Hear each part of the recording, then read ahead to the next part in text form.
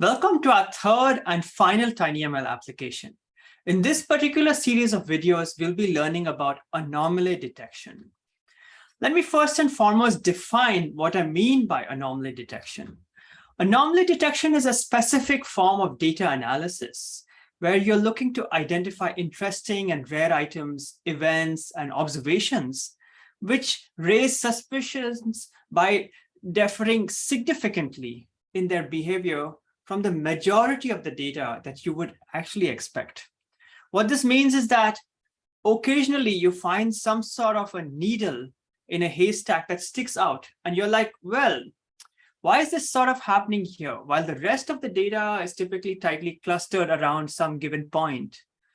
In the past applications, we used neural networks to identify known patterns. We trained a lot of data to then infer over similar features or patterns to find the same things that we trained for. For example, we trained on lots of different cats to know if the camera just spotted a cat. With this application, we're going to do something quite the opposite. We're going to identify when the input does not fit the features of any training data set that we have seen so far. So what we are looking for is something we have not seen before. And therefore, we have to approach this application differently. Now, there are many different interesting applications of TinyML, and specifically, as we'll see in anomaly detection. But let's consider, these anomaly detection applications within the health, industry, and security areas. Before we dig into any of these, let me just talk about anomaly detection as a general application outside of the TinyML context, just to set the stage so that you have a broader understanding about the field. So let me take security as a specific example of anomaly detection. Typically on smartphones, for example, there is a lot of malware out there, software that should not be accessing things that could be accessing things on your phone and leaking it to some hackers. So in cybersecurity, for example, anomaly detection plays a very big role.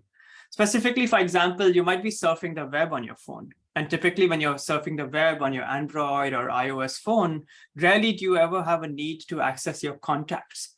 So let's say, if, for instance, your browser got hacked somehow, and every time you run the tainted browser, it's constantly accessing your contacts and it's sending all your contact information out. Well, typically in an anomaly detection system, what we would do is we would actually detect some kind of unorthodox behavior that is actually causing your browser to be sending out the data that it should not be sending out. So that's very useful to know, because then suddenly the system might flag and say, hey, is this some unexpected behavior? And that's very simple, yet a very clean example of anomaly detection, something that's actually quite widely deployed in our larger smartphone ecosystems. Now, we're going to be talking about anomaly detection in this course specifically from the perspective of sensors, right? No surprises there. So in the case like for healthcare, for instance, you might have an EEG sensor or an iWatch, it actually has anomaly detection mechanisms built into it, so that it's constantly monitoring your well-being. For instance, how does a watch know when some old person or some frail person has fallen over? Well, there are detectors, and then they are looking for some anomalies that happen in the gait, on the motion of that person, which then can raise some sort of flag and inform their families and so forth, that kind of thing, right? So that's all in the smartwatch. In the case of industry, for example, and we'll actually be going much deeper in this application, we'll be looking at anomaly detection that happens if a motor fails or prior to a motor failing, where typically you might expect the motor to be running normally and then something goes wrong and it fails. But well, what if you could have predicted the motor was going to fail? Because I could tell that something's actually off in terms of the way the motor is actually sounding or vibrating when it's running. So what's the key thing about anomaly detection? It all comes down to having information coming through the sensors. Specifically, what's going to be interesting about anomaly detection as we talk about it in this class is that we're looking at temporal data streams, right? Where we're looking at time series data, where a sequence of measurements are being made, and where the temporal relationship is actually a critical component to understand the data. Now, this is a new thing that we're actually introducing to you, so keep that in mind. We are looking at time series data, so we are flipping up the kind of data that we're looking at. Previously, you looked at an audio acoustic input, and you converted that to an image. And we talked about visual wake words, where you're looking at just a static image and sort of thinking, well, how do we sort or compress that down effectively for our neural networks? Now we're talking about a very different kind of data stream, which is a time series, on that scale. And so actually, I'm going to quiz you about that later on. So in terms of user data, like what you're doing is you're kind of scanning through the data as it's coming through from your sensors. So it's streaming through, and which could be done, and it could be also from more than one sensor. And you're trying to find interesting patterns in there. And based on the pattern of activity, you want to determine if there's some kind of anomaly or there is no anomaly and it's just business as usual. An anomaly meaning that the behavior is outside of the expected pattern. For instance, in this particular chart, you're looking at the red line, and the red line seems to have a nice up and down sort of sawtooth kind of curve. An anomaly here could perhaps be, when you don't have that sort of up and down sawtooth curve, perhaps something like the behavior towards the beginning of the curve, where it kind of just dips a little and it doesn't really dip all the way down. Perhaps that's an anomaly, right? It's difficult to categorize in this case. We haven't given you the specs, but we're looking for, these kind of rhythmic patterns or departures from these rhythmic patterns. And you're going to be looking at time series data that's coming in from sensors and trying to understand how to process it in order to detect if something is off or not. And so there are three fundamental building blocks for any kind of anomaly detection application or scenario. There's an input signal that's coming in, for instance, like the blue line, that's on the right-hand side. And then you're making a prediction. For instance, a predictor here is simply sitting in the value 0. It's a straight line. It's expecting the input to be always a nice strong 0. But as you can see, the input is varying. And while the prediction is flat, which means that you have some kind of error over there, which is what the shaded area under the blue curve is capturing. With these three fundamental building blocks, the input, the predictor, and the error, you can pretty much build any kind of anomaly detector, which is what we'll be doing. But the reason I'm touching on these three things is that they're paramount for the fundamental building blocks, as we will go forward.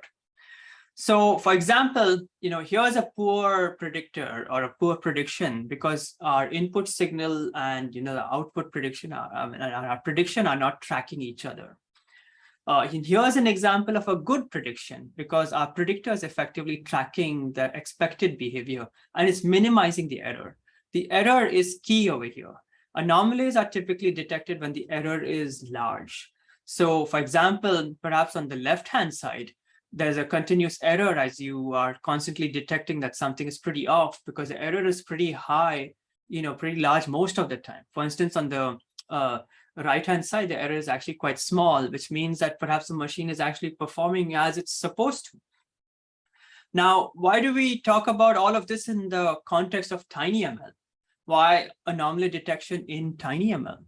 One of the key things is that it's actually really hard to have the ability to transmit all of this data, from its sensors out, because typically these sensors are sitting somewhere close to some sort of electrical circuit or some place that is very hard to get connectivity. And we'll look at, like, for example, a ball bearing that is inside of a motor, for instance, that is very deep inside the machine's mechanisms, and it's actually hard to get the signals out nice and cleanly because you have a lot of electromagnetic interference. Then, of course, there is this aspect of latency, right? You've got to track the data signal really fast. And because there's a sensor data that's streaming really fast, and you've got to be able to catch the spurious behavior in real time, because before it can cause any damage. And you can do that if you're right by the sensor, right on the device with TinyML. And of course, you want to keep the energy budget low, because when you're doing anomaly detection, you're talking about rare events across many different use cases. And so you're going to go through a lot of data and you might not find anything. And you don't want to be draining the battery out just looking at non-interesting data. So one of the really important things that I'm excited to teach you about in this particular aspect of the course is that while most of the time we've been talking about machine learning, we've been doing it through this sort of pipeline. And we are heavily focused on one particular single type of machine learning, which is deep learning using neural networks. What I want to try and do now is take a step back and raise your awareness about the levels, different of machine learning methods and the different methods that are out there. For example, neural networks are just one way of doing classification. There are other methods like support vector machines. And just as the way we can do classifications, you might be able to use like a nearest neighbor sort of method or a clustering method and so forth. And so there are many different ways of actually unlocking, machine learning. In the context of anomaly detection, one of the important things to keep in mind is that the community or the industry at large is still trying to figure out which is the best way of going about and doing these things. It's not been, effectively proven that neural networks are the only way of doing things like anomaly detection.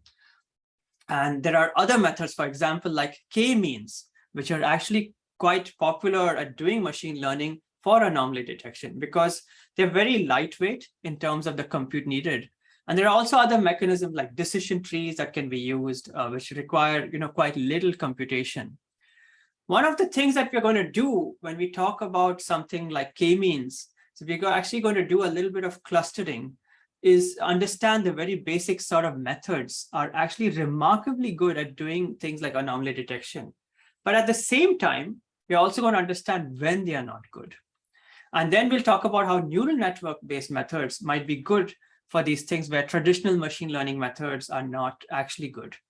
And the reason I want to do this is kind of pull together your complete, knowledge about TinyML and get you an unbiased sort of perspective in terms of how you should look at machine learning solutions, whether they're neural network based or with other techniques when you're thinking about these applications. It's not all about neural networks. So you've got to take a step back and understand that it might be useful to use other types of machine learning methods. That said, we'll go deep into autoencoders as an effective method for understanding similarity or dissimilarity of the input data. And now, as always, we'll start off by talking about what are some of the challenges that we're actually going to have as we deploy anomaly detection as an application. Then we'll go into our anomaly detection machine learning pipeline and understand the full flow as we have always done, with every single application. We'll get some hands-on experience by learning how to train anomaly detectors and then test it out before we move on to actually doing things on hardware.